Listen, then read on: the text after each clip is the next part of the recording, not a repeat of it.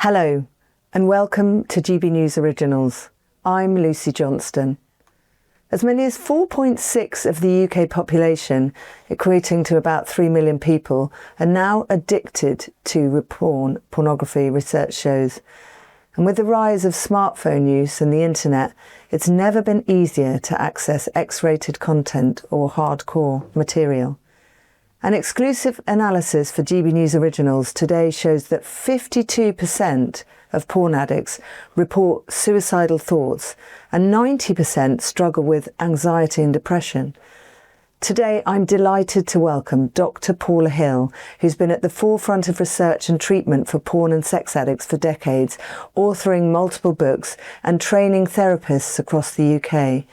We're going to explore whether porn addiction is a growing problem and why Paula insists this is a mental health issue, not a moral one. Paula, welcome to GB News Originals. Thanks for having me.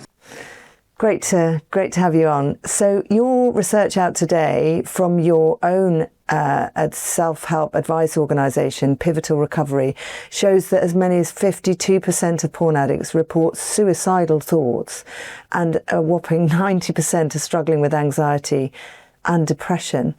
Can you explain why the addiction is so often tied to mental health struggles? I think it's probably true of all addictions. We know that any kind of addictive or compulsive behaviour tends to be a symptom of something else. That's the bit that kind of shows up. But for most people, underneath that, there are feelings of low self-esteem, isolation, loneliness, depression, anxiety, very commonly. The problem with addictive behaviours, particularly pornography, where there's often so much shame, is that it fuels the cycle. So you can end up with somebody who perhaps has got a history of anxiety and depression anyway. They start using pornography as a kind of coping strategy for that, but then they feel so much shame about the fact that they've become addicted to pornography that they get even more depressed, even more anxious. So often people get caught in this kind of this ongoing cycle of feeling anxious and depressed, using porn to try and relieve that, but feeling anxious and depressed because they're struggling to manage the pornography use. Is there anything distinct about pornography compared to other addictions, do you think? And is it as widely recognised? Perhaps we know, of course, about alcohol, drugs. Do you think this is not talked about enough?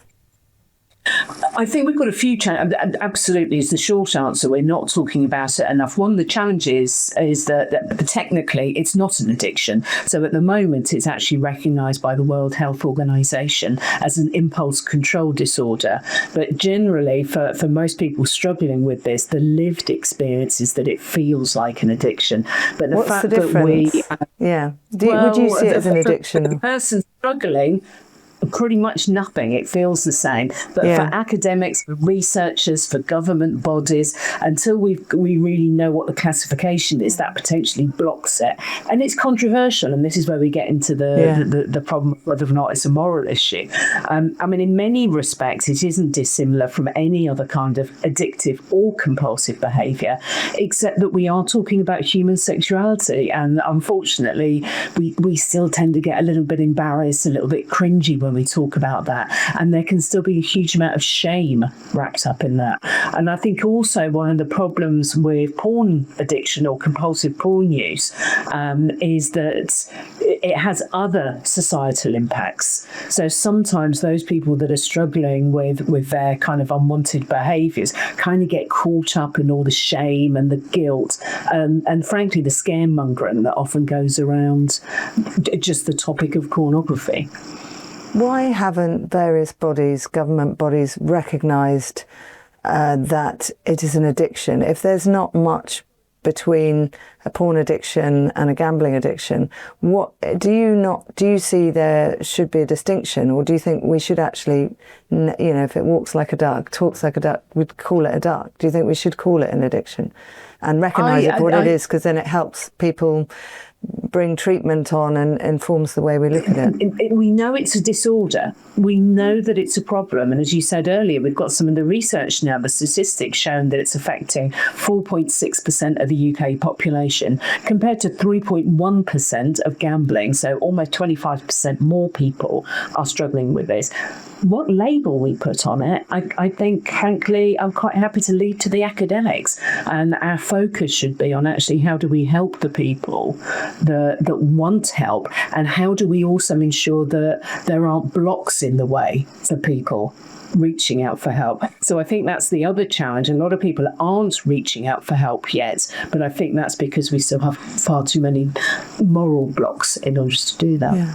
But presumably, and I'll move on in a minute, but presumably if you name this as an addiction and actually recognise it, it could help establish sort of more support, more funding, more destigmatise it. So is that not an important reason to recognise it rather than mess about with I think it semantics? is. I mean, generally addictions are often stigmatised. I mean, and I think, of course, our National Health Service, is in crisis at the moment. We struggle to have enough funding, enough beds for people with acute disorders, acute problems, limiting problems. So I do understand that kind of, we need to throw more money at people that have got addicted to porn may feel very, very low on people's priority. But I think when you start looking at, again, regardless of what name it is, those very real impacts in terms of other mental health disorders, so concurrent mental health disorders, potential, suicidal ideation, impact on relationships, impact on work. Anybody that has a chronic condition like this, it has many, many implications in other kind of areas of their life as well. So I'm wondering whether porn becomes a coping mechanism for stress, anxiety or loneliness, or whether it's the driver of mental health issues such as those. It's a real kind of chicken and egg. Of course, there are millions of people out there looking at pornography who don't have any problem with it at all. It's recreational. It's fun. They know when to stop. They know when they've had enough. They can differentiate between what is ethical and what's not ethical, and what's helpful for their relationships, for their mental health, what isn't. But then there are other people who are more vulnerable, and I think that does include younger people. So obviously we've got all the Ofcom and the age verification stuff going through at the moment, because I think younger people can be more susceptible, particularly if there isn't education around this, to developing problems. So if you've got a young person who hasn't got any education around the potential risks of pornography addiction, and it's obviously it's not inevitable, but it is a risk factor. If there's no education around it, and at the same time their parents get divorced, or there's some other issue in the family, or they're struggling at university, they don't get the grades they need to get to university, all these additional factors can then lead to pornography being used, as you say, as a coping mechanism. So it's kind of, if the stars are in alignment in the wrong way, that's when someone can find that they've gone from recreational use to more problematic use to addictive use. And it's very much a spectrum, and we know it's a spectrum disorder with recreational at one end, full-blown addiction at the other, but there's a whole load of people in between, and frankly we've got no idea how many that is. We know 4.6% at the top end. We don't know what those people are with the problematic use that are still sort of playing around those middle margins. We're living in a time of what feels like pretty significant social change, and it makes us question things that we've even taken for granted for decades. And one of those at the moment that people are wondering about is actually money. Is the money in your bank account safe? Should you be investing elsewhere? Are we looking at a potential global crash? What will it mean for your savings?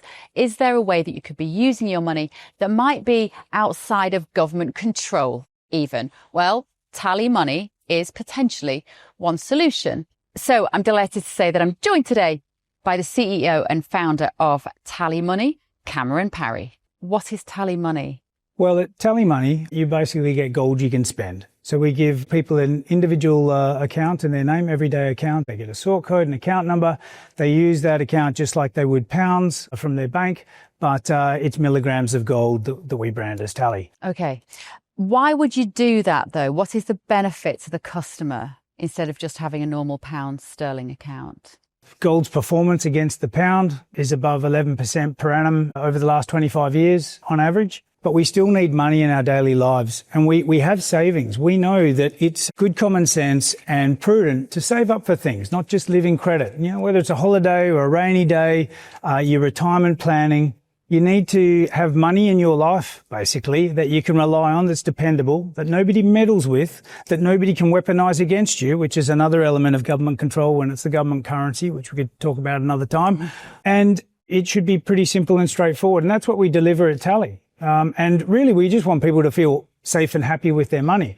There was a time when the bigger your bank balance, the more confident you felt. Now it's like, I need to do something with it. I can't leave it there. In Tally, you can. Okay, brilliant. Cameron Perry from TallyMoney, thank you so much. Thank you, Bev.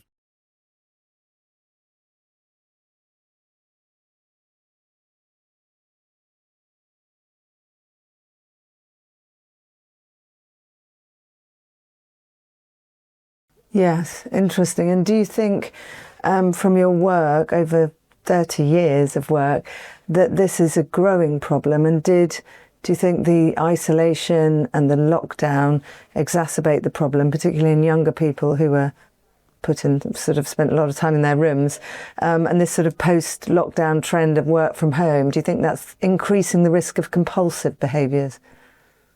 Yeah, absolutely. I mean, so I've been a therapist for over 30 years, specialising in this for about 15, 18 years. But when I first started specialising in this, we didn't have smartphones. We certainly didn't have the accessibility that we have now.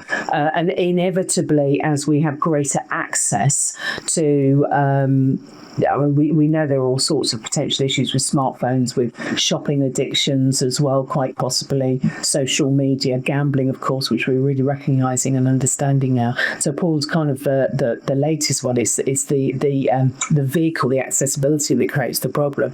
But if you put on top of that, as you say, our changing working hours, it would be pretty difficult to sit in an office and spend a bit of time looking at porn over lunch if you were feeling a bit stressed or whatever.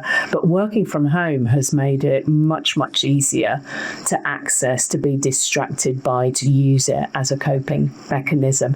And I think many advantages of working from home. It's pretty obvious I'm working from home at the moment. There are many advantages to that, but there are disadvantages as well, and I'm not sure we're necessarily addressing those as a society yet in terms of the isolation. And lockdown itself, was there an increase during that period, particularly for young people? Yeah, absolutely. We found at the Laurel Centre, which is the therapy practice that I run, we instantly all started working online, of course, because we couldn't see clients face to face. And the inquiries, they increased by 50% in a really very short period of time. Fortunately, we were all equipped, able to provide therapy online, so we were still able, and we still do. The bulk of our work we do has continued to be online because of that. But things did generally settle after that. So we know that drinking rates went up, all sorts of kind of obesity, health issues, exacerbated in lockdown. But generally it kind of came back down again. But it was certainly a very challenging time for a lot of people. Yeah. So we know the teenage brain is highly plastic, and it's often said neurons that fire together wire together. Do you think that means something in the context of repeated porn use for the younger users? Yeah, absolutely. And the neuroplasticity of teenage brains is something that's absolutely fantastic and enables them to learn things really quickly, or hopefully really quickly. So education in adolescence is particularly important because that neuroplasticity, you can take on lots of information and hopefully remember it. The problem is if you're taking on information that isn't necessarily as beneficial as learning French or history or archaeology or whatever you might be studying, then actually your brain starts adapting to that as well. So when we talk about neurons that fire together, wire together, we're really talking about the way the brain learns, the way we put down memories. So it's a very kind of normal, healthy process.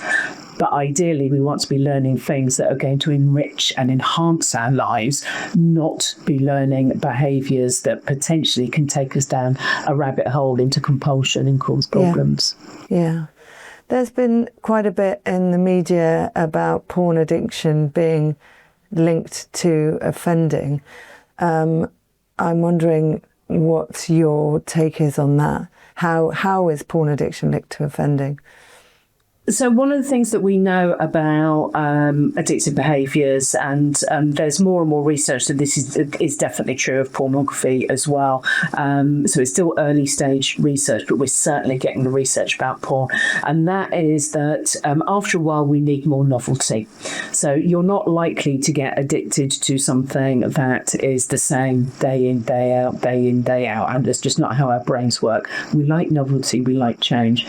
So the majority of people who find their porn usage is kind of escalating, is the word we'd use, find that they start needing more and more novel material, things that are different.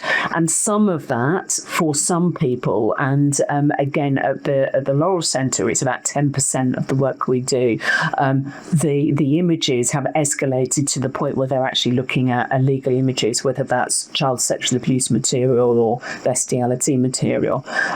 So for some people, that does escalate into offending. For others, it escalates into adult sort of meetups, hookups, that kind of thing. For others, it goes into just other genres of pornography. But yeah, about 10% of the work we do at the Laurel Centre, unfortunately, is with people who have. So 10% of the work you do, not necessarily 10% of porn addiction or people with porn addiction will have... No, 10% of the people that reach out for help to us. I mean, that's scarily, actually. Offending.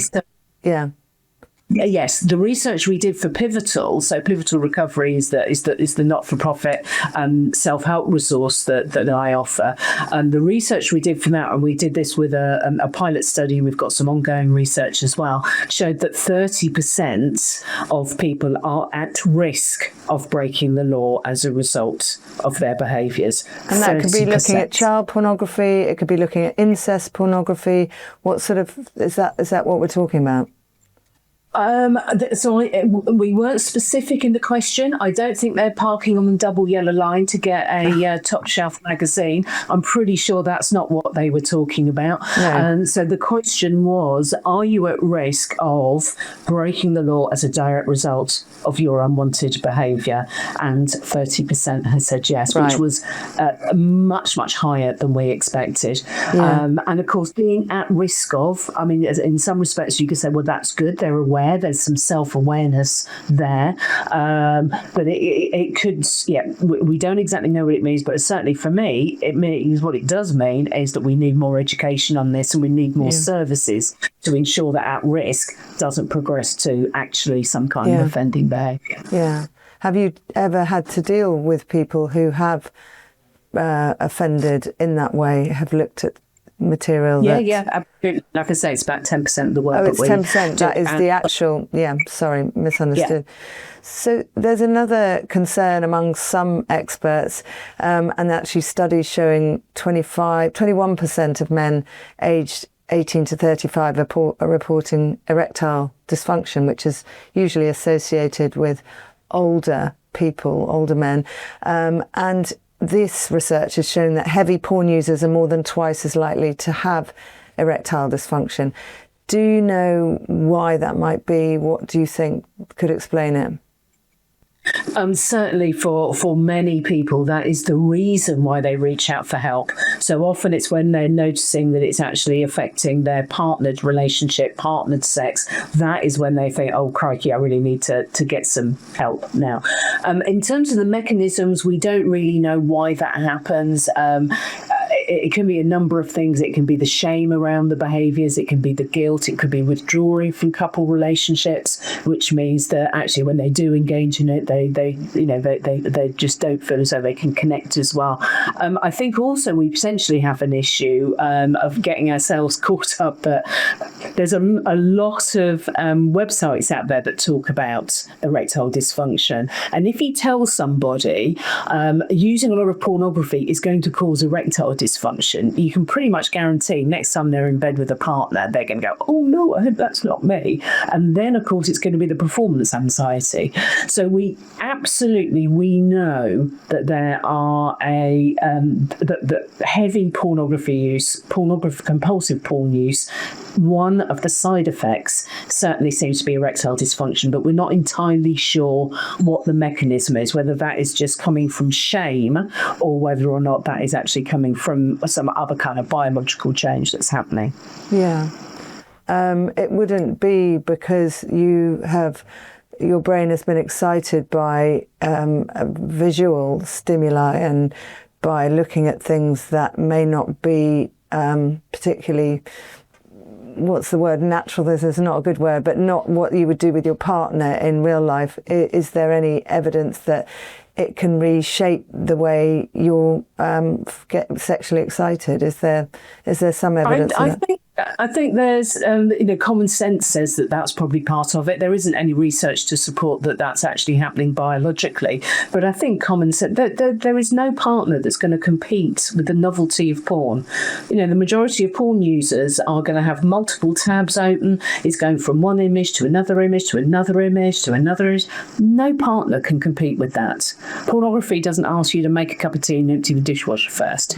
Yeah, there's no partner is ever going to be able to compete with online pornography. So yes, it may be that actually the arousal system isn't getting enough energy, enough input, as it were, as it's become used to with pornography. Yeah. So it's a sensible hypothesis, but has it been researched and proven? No, short answers. Yeah. Well, I mean, there's another question there. Is there enough research in this area? You've already said that porn addiction is not formally recognised. There's another way of describing it. So that could be preventing the funding or the research into this area. And is there any evidence that the porn industry is trying to maybe shape the debate in a different way that is more beneficial to them?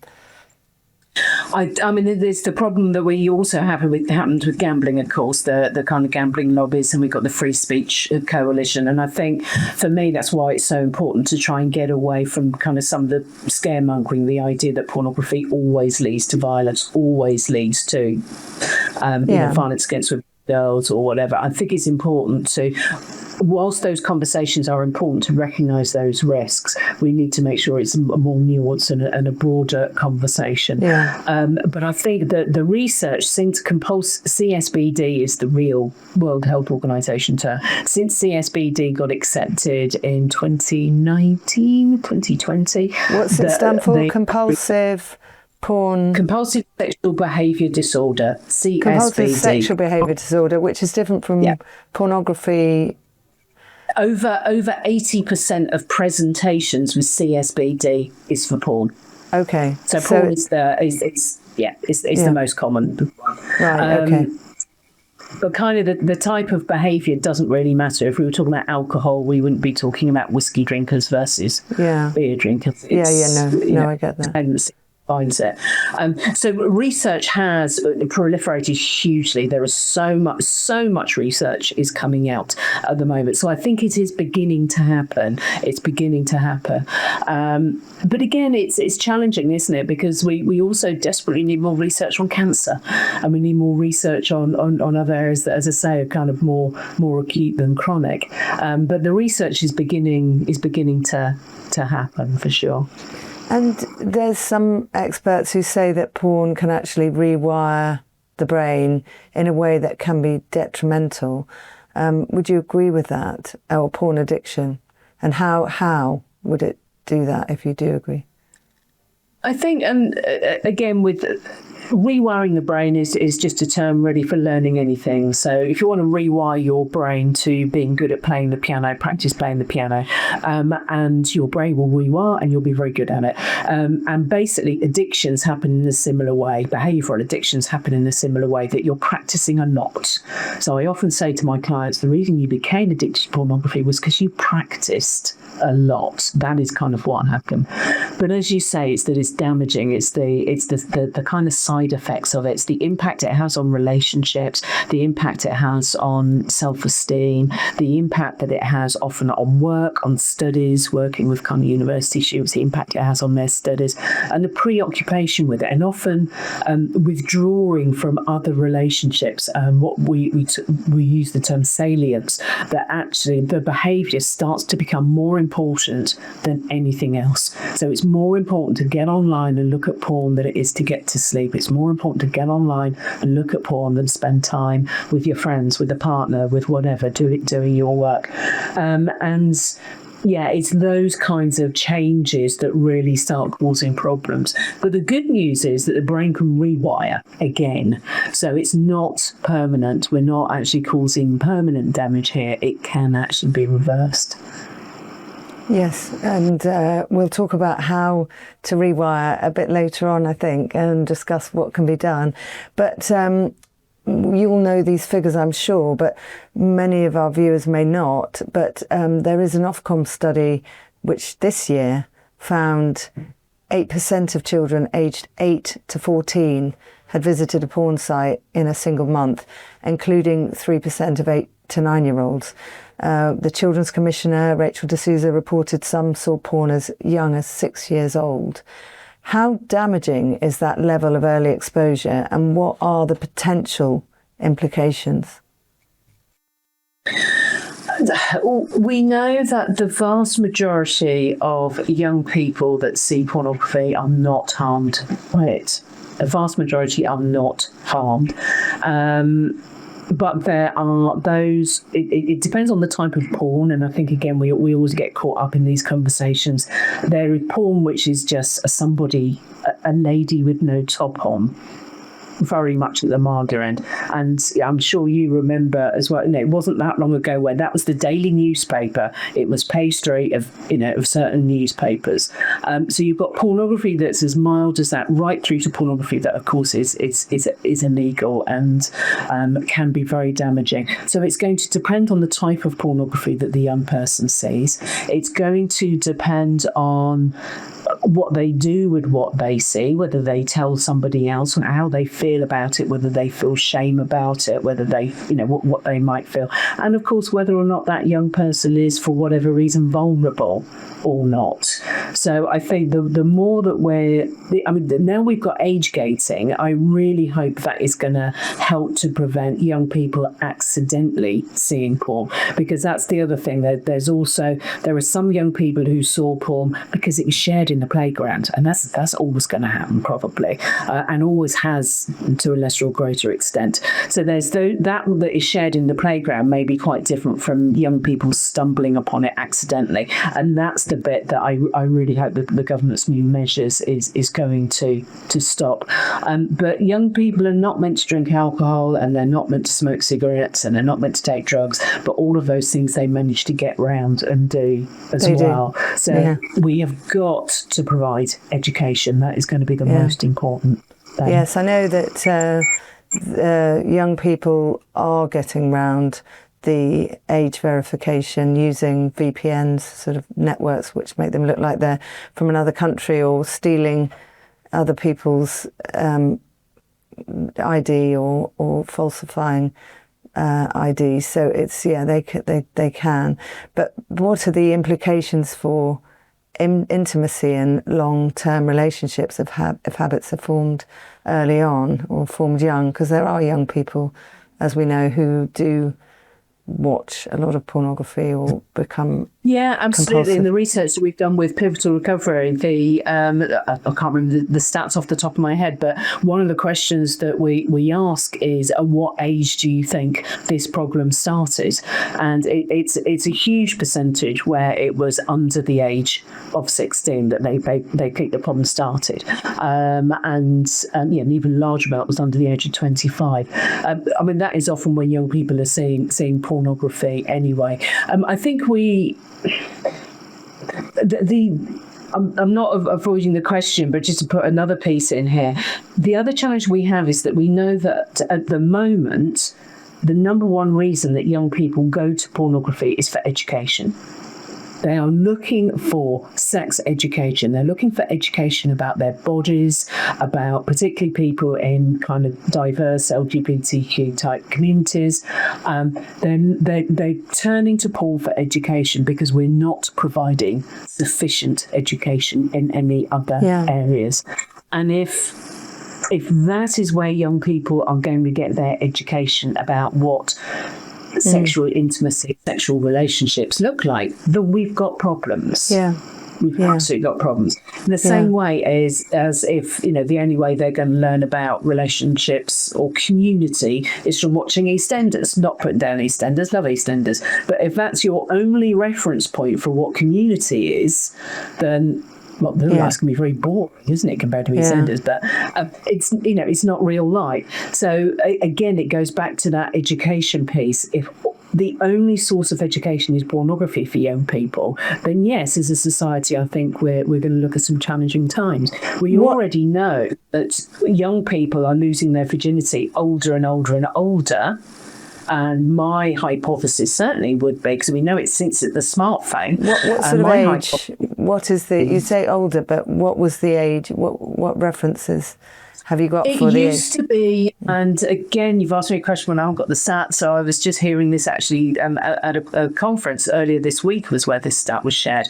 And basically it was a graph showing that people used to lose their virginity around 16, 17, 18, and basically that age, since the smartphone came in, it's got older and older and older. And for many people, it's now 18, 19. It's not until university ages. And having less sex, I think you've said. And yes, absolutely. And partnered sex, people used to be like 1.5 times a week, I think used to be the average. And it's now gone down to kind of three quarters of a time a week. And do you think porn may be linked to this then? And why? I think since most of these stats, they say the change, there's two hypotheses. One is that we spend all our time on our phone just scrolling, so we never get around to it. But the other is that we're actually using our phone to meet sexual needs. Right. So that is a worry. I mean, you talked about education. The government would say we have sex education, it's done at appropriate age. We talk to girls about consent and we talk about many things. What's lacking? What needs to be done in schools, or is it in schools where we need to have these conversations, or should it be up to parents? Absolutely, it's porn literacy.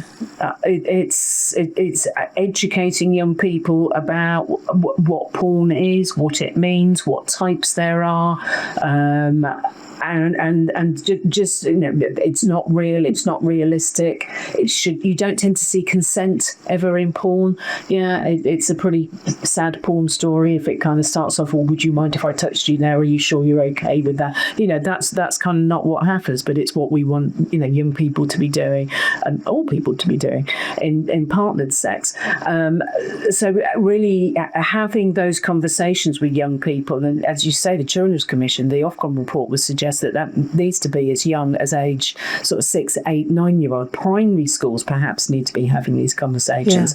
And again, I think it's a real challenge as a society, because I think there would be a lot of parents out there, a lot of people that watch this thinking, we don't want them teaching about pornography at primary school. And So there's that fear that we shouldn't be talking about it, but at the same time thinking it's absolutely shocking that young people are finding it and are seeing it. So I think we've got to find that middle ground somewhere where we are able to. And I think also some older teens, what they don't want is the schools or the colleges or people coming in saying all pornography is wrong. You'll get erection problems. You'll die. You'll go blind. Whatever. And I think when we get too much into scaremongering, particularly with young people, because they are the rebellious generation, they just think, you don't know what you're talking about, and ignore the messages. So it's also making sure that we're able to talk about pornography in a way that acknowledges that for many people it's recreational, it's fun, it's about pleasure, and we ain't great at talking about sex.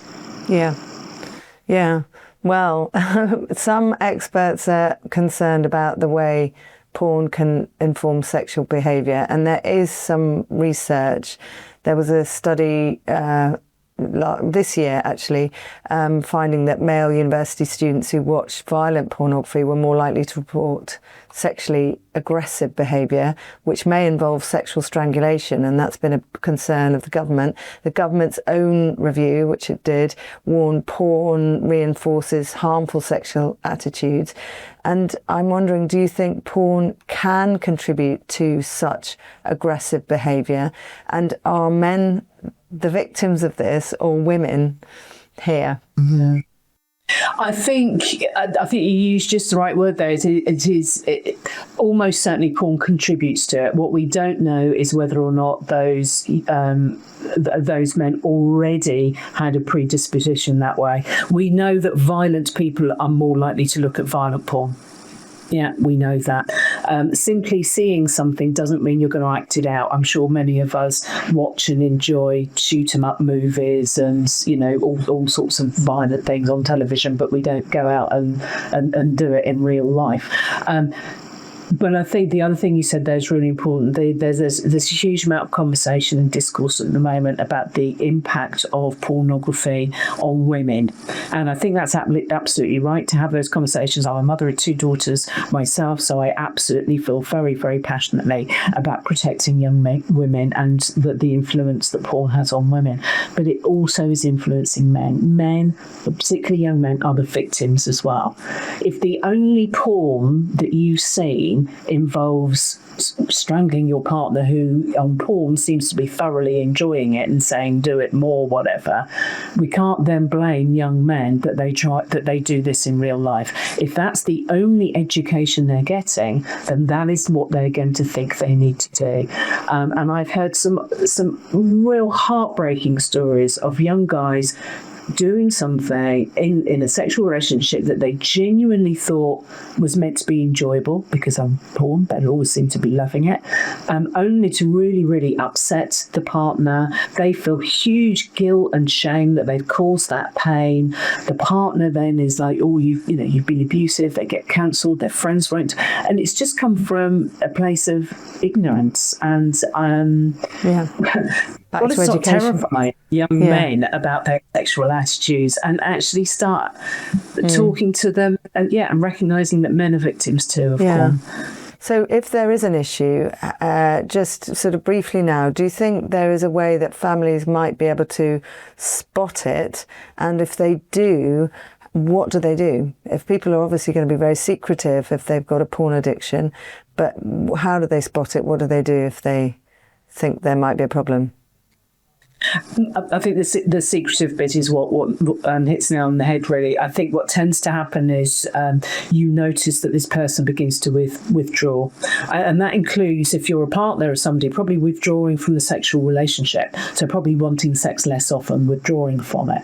And that might be because of their kind of shame and guilt about what they're doing, or just because it's easier to have sex with a phone with a partner. But that also you might see in a younger person, in a friend, they're spending more time in their room, they're spending more time on their devices, they're more secretive about their devices, it's always kind of face down, they're always sort of take it with them to the bathroom. But that general withdrawing from life, not being fully present, acting more depressed, acting more withdrawn, acting more secretive, could be 101 other things, but I think asking the question about, you know, if you've got an issue, is there something going on here? And one of the things I do a lot of public speaking is sort of saying to other professionals, generally when we go for any kind of assessment of anything, they'll often say, how many units of alcohol do you drink? Do you use nicotine, any nicotine products? We need to start saying, how much porn do you watch? Just as a standard question. In what context? In any kind of Really? medical intake. So you mean if you go to your doctor, you think your GP should ask you if you go with any well, obviously not a cold or something, or generally, do you think that should be on the standard forms? We need to have that as part of the standard registration forms, yes. So when we talk about alcohol intake and we talk about nicotine intake, I mean, sometimes you also about alcohol intake because the dentist, because it can affect the anaesthetics. I mean, only if it's going to be kind of relational. But a standard mental health general assessment question. And it's so not... forgive me, a mental health assessment, not a general health assessment, do you think? I think even... Well, so definitely in psychological services. So generally, if you go for any kind of psychological assessment, they will ask you about your alcohol use, and they generally ask about nicotine use as well. But often, you know, the GP, when if you register with a new GP, there's 101 questions on there. Yeah. Have you ever had heart disease? Have you got any skin conditions? Have you got any... pages and pages. But do you think that might be a useful thing, given the, you know, in the age of a smartphone, kids are, you know, using and looking at porn. There is an addiction problem we've identified. Do you think that could be a useful question to ask as a general medical screening tool rather than a mental health one? Well, yeah, absolutely. And I think for two reasons. One, some people may say yes, because everyone can even say no. It's not a problem. You might say no, but it actually also normalises the question, the conversation. It just normalises it. It's what not about stigma? porn? So what would you have as the question? Would you have how much porn do you like, or do you think you have a problematic porn use? No, I think I have, you know, in an average week, roughly how many units of alcohol do you drink? Roughly how much porn do you watch? It's funny. I don't. How do you quantify that? In hours or? Probably, yeah. Yeah, okay. So you could probably work that out. That's an interesting take. And you've said also that there are more therapists being trained because this demand is rising. Do you know what do you see as the biggest gaps in support right now? I think that at the moment there are, you know, increasingly, so we train therapists as well. So increasingly we're seeing therapists from whether it's couple counsellors, psychosexual therapists, sexual health practitioners, general anxiety, depression, student counselling services, saying we are seeing more and more people coming to us with problems with porn. So we're training those people. But these are pretty much all in private practice, or they're within rehabs. What we don't have at the moment, and I hope this is something that would change, is any kind of governmental website, any kind of information. So as Pivotal Recovery is the first not-for-profit in this area providing information and support, but really that ought to be something that is coming from so there's nowhere to go. If you're worried or concerned, there's no support group other than private and your own not-for-profit organisation. Wow. There's 12-step groups. So which is a different like alcohol way of dealing with things. Sex Anonymous, but for many people that's not the route they're interested in. No. Okay. So if porn addiction is a mental health issue, how do you think the NHS should respond? Should it set up clinics? Should it do more to identify, research and help? Yeah, we've already got, there are a number of kind of websites that get support from the government on gambling. So we're already working in the field of behavioural addictions, and whether it's an addiction or a compulsion, it can still fit under the same umbrella.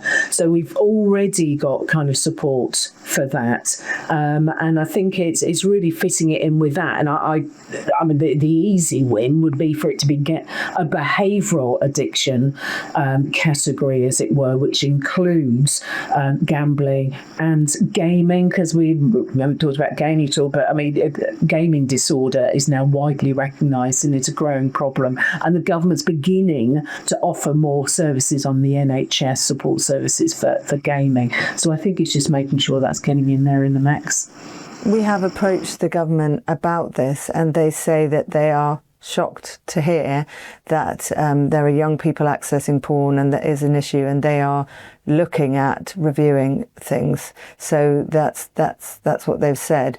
I just wanted to ask, lastly, we've talked about these 3 million people who are believed to be porn addicts, and you've talked about a group, another group that may have problematic porn use.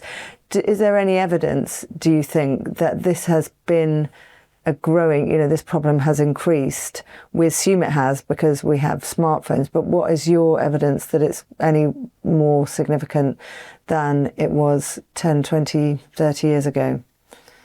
Well, the smartphones, accessibility, the easier it is to access, But the more likely that's we a are. mechanism, but is there evidence that it actually has made it more prevalent and more of a problem? I think so. Again, there isn't kind of the research studies to back this up. We would have to repeat the International Sex Survey again in 5 years' time to see if it's gone up from 4.6%. But the fact that more and more therapists want training, because it's coming up in so many therapy places. I was asked to speak at a psychiatrics conference this year, at a GP conference this year, because it's beginning to present in those areas as well. So I think the fact that we're having this conversation as well just means it is certainly showing up. At the Laurel Centre, we have more than doubled in size over the course of the last 5 years.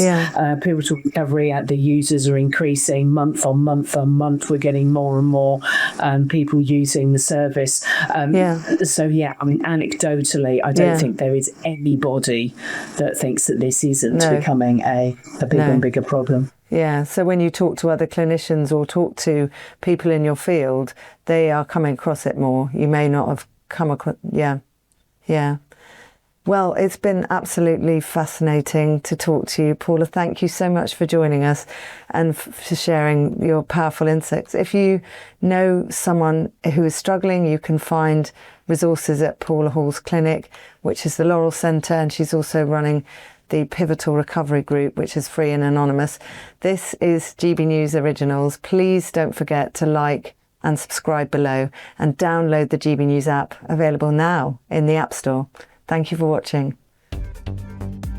GB News isn't just a channel, it's a family. And now you can be a part of it. Join our membership for exclusive content and to be part of the conversation. We're building something different together. So join us today. Because your voice deserves to be heard. Become a GB News member today. Visit gbnews.com/support or scan the QR code on screen now. Thank you.